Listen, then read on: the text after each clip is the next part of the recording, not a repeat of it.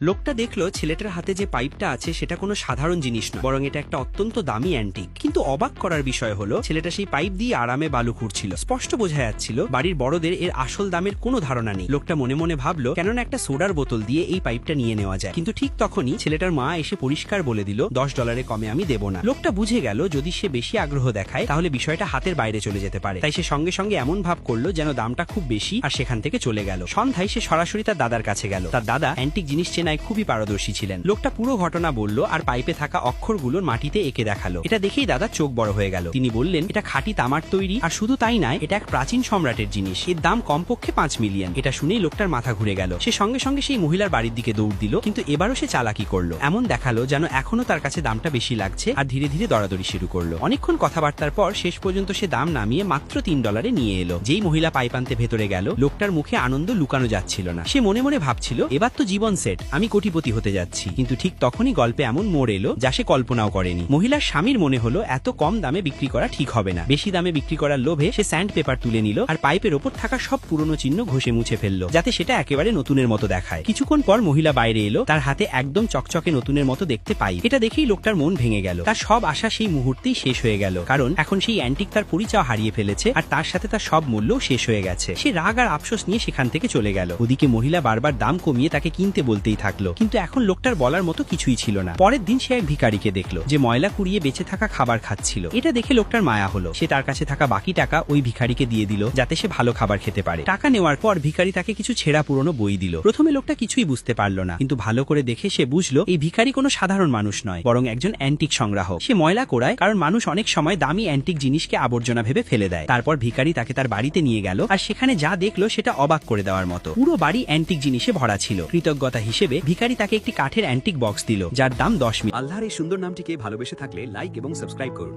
আজ দেখা যাবে কে কে আল্লাহকে ভালোবেসে লাইক এবং সাবস্ক্রাইব করে।